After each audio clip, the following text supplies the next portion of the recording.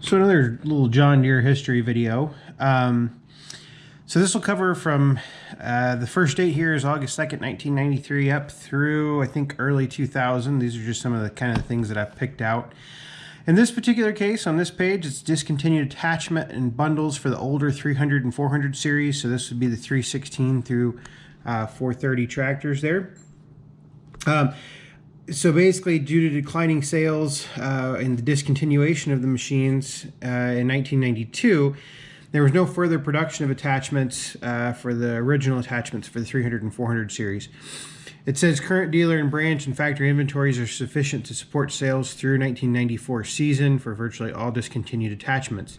So it goes through a whole list of attachments: 54 front blade for the 316 through 332, hydraulic angling kit, 49 blower, 47 blower. What's interesting about these is there are these two asterisks right there on the side. And if you look down here, it says it signifies a plan is in place to provide a substitute attachment in the future.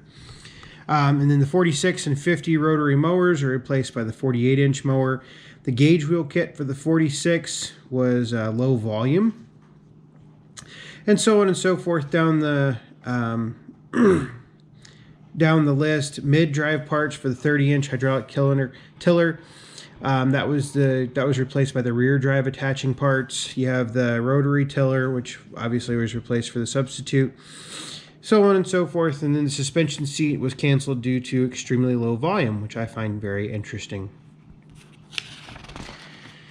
At the same time, we have attachments for the 400 series in mid-November 1993. A running change was made. They manufactured the 48-inch and the 54-inch deck to reduce the amount of material blowout. 3 baffles, as shown, were added to better control the material in the left front corner. So these baffles right here were added in production. I always think that these are really cool to see how Deere changed in the production, and we'll come to a few more of those as we go through the list here. Next on the list, so we had that August of 93 bulletin. Here's the February of 94 bulletin. This one's kind of interesting because it's the additional applications for the front quick attach hitch implements. So basically, this was all of the quick hitches for the 318, 420. An F9, the F9 series, and so this basically was the replacement for the previous attachments. And if you look through this list here, it's pretty cool. Basically, the 51 broom, the 54 blade, the 46 snow thrower, which is a single stage right here, and then the 47 blower. That's the quick hitch 47 blowers compared to the refrigerator style 47 blower. Here's all of the ordering information, things like that, order codes, because order codes, those are the codes over here. They change depending on the model, things like that. So on and so forth, rotary broom, all of the necessary information that you would need to move through those types of changes. And then our next one, miscellaneous attachment changes. So angling kit for the 46 and 48 front blades. These are for the 240 through 320 garden tractors. You can see that. Sorry, the camera's an angle. And I found this one interesting. In 1994, so this bulletin's from March 7th, 1994, a new front wheel and tire assembly for the 400 series tractors. So there's a different assembly that was replaced for the field conversion for the 425, 445, and 455 tractors. Both of these wheel and tire assemblies use 18 8.5 by 8 tires. However, the width of the wheel rim has been reduced by 3/4 of an inch. Though the difference in the width of the wheel is not easily noticed, it does provide additional clearance between the tire and the front edge of the mower deck.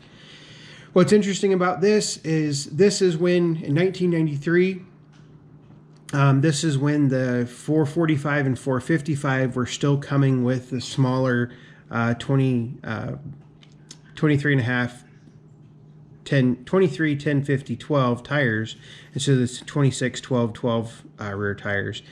So running change, narrower front rim has also been made of the 445 and 455 two-wheel steer tractors, and those are the numbers right there. Front wheel weight, 30-pound front wheel weight is recommended for lawn and garden tractors. So this is a spot for the valve stem. So just some minor issues there that they fixed. Next one we have, kind of think this is cool. I've had some people ask me about lawn and garden tractors instead of just garden tractors. In 1994, Deere introduced the 345. This was a replacement for the 245 through 320. As it says down here, smoother, more rounded, up-to-date styling and graphics, molded in color, hood material, two-place louvered hood design, integrated hydrostatic transaxle, cruise control, hydraulic lift control for the dash and steering wheel, and power steering on the 345. So kind of cool. Goes through all of the specs for the 345, which I think is very cool. Basically all the styling and key features from the 200 and 300 to 320 tractors. The K-Series engine, 18 horsepower for the 345, and obviously that increased when they came out with the GT 345 or the GX 345. Full length welded steel frame with front and rear quick attach weight brackets. So that would be the weight brackets that are heading behind the bumper right there. So on and so forth down the list. Kept, obviously, one thing that they do point out is a quick tap instrument mounting system for the 48 front blade, 42-inch snow thrower, and 30-inch rotary tiller. Was all the same for the 345 when it came out. Here's that removable bumper cover. Here's the frame, cast iron front axle, twin touch hydrostatic control instead of the treadle pedal that a lot of places or a lot of manufacturers are using at the time.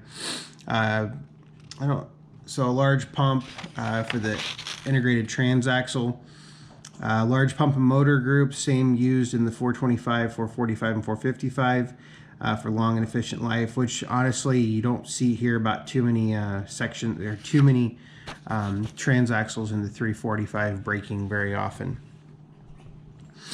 Then some of the implement capability, things like that. And then weights, horsepowers. So you have your 17 horsepower for your 325 and you have an 18 horsepower for your 345.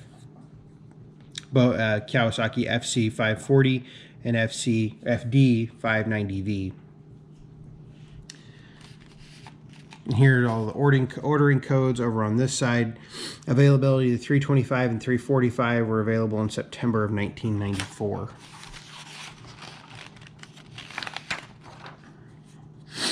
Here's just, I'm not going to go over this one, but this is the new GT 275 in 1994.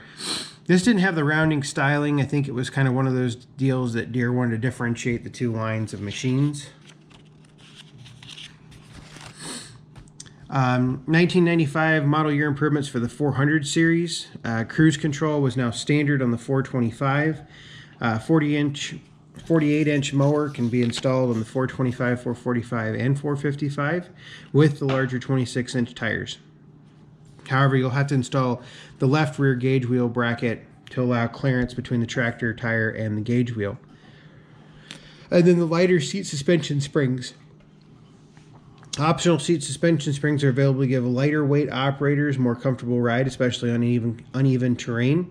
These springs are intended for operators weighing 160 pounds or less. Certainly would not qualify for me. These springs will not work on the 425 with the standard deluxe seat, but professional high back seat and suspension will fit the 425. So if you looked at some of my past 425 videos, we've talked about the differences in the suspension seat between the 445 and 455 and the 425.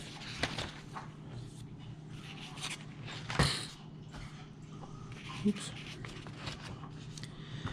And then in November 94, this was the new updated 540 rear PTO kit for the 400 series tractors that replaced the previous kit. Basically, the new PTO kit will be easier to install on newer tractors because the PTO leads are now being incorporated in the main wiring harness of the tractor. This change went into effect on October 3rd, 1994. The old kit will not fit newer tractors and cannot be made to fit because the tractor wiring harness will change and changes to the tractor circuit board. Did not know that prior to this. The new kit fits newer tractors. Serial number is listed below. If used on older tractors, it will require one AM121071 PTO wiring harness. Serial number brakes are the following. So basically it's 455s. So the 455, I'm not sure why there's numerous numbers. I think this ABCDE code applies to the market that it was exported to. For older tractors, order the older kit BM17329 because it doesn't require the wiring harness, so it'll be a lower cost. The older kit will be in inventory until it is gone.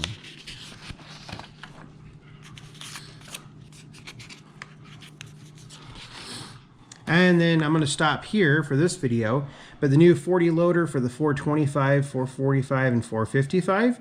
So this was the loader brackets that I was trying to put on the, trying to get the 45 to fit in.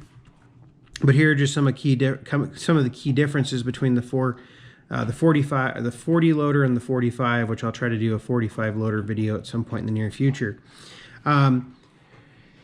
So basically this would replace the 44 loader that was available on the 300 and 400 series of the 80s and 90s, or the early 90s.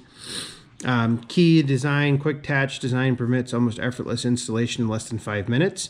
No tools are required after initial installation. Mounting brackets can remain on the tractor. Mounting brackets present a huge challenge if you're going to do something under the tractor though. Can be operated with the mower installed if desired. I don't know why anybody would want to do that. It's just a pet peeve of mine. Sounds like a good way to ruin a mower deck. Heavy-duty construction for reliable and long life. Use tractor hydraulic pump, reservoir, and control levers. This was the first time it was loaders were completely integrated for Deere garden tractors.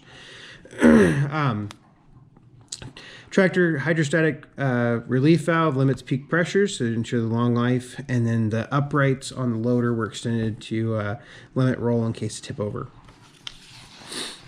Stats wise, we're looking at lift capacity, breakout force. So breakout force for the 445 and 455 would have been 500 pounds and 500 pounds. I guess similar for both the 425 and the 455. At this point, we had the difference in the two tires up here. We had the addition of the 26-12-12s and 94 for the 455 and 445 that were not there originally when the machines were released. Lift capacity at 36 inches is 350 pounds, and lift capacity at full height is 215 pounds. Total weight of the loader is 580 pounds. Kind of interesting that there's only 215 pounds of lift capacity at full height. I can't remember the specs off the top of my head for the 45, but I want to say it's closer to 350 or 400 pounds. We'll have to go look that up in a future video. But that's all I have on this group of this video. The next video, I'll finish going through the binder, but I figure 13 minutes is enough of your time. Thanks for watching.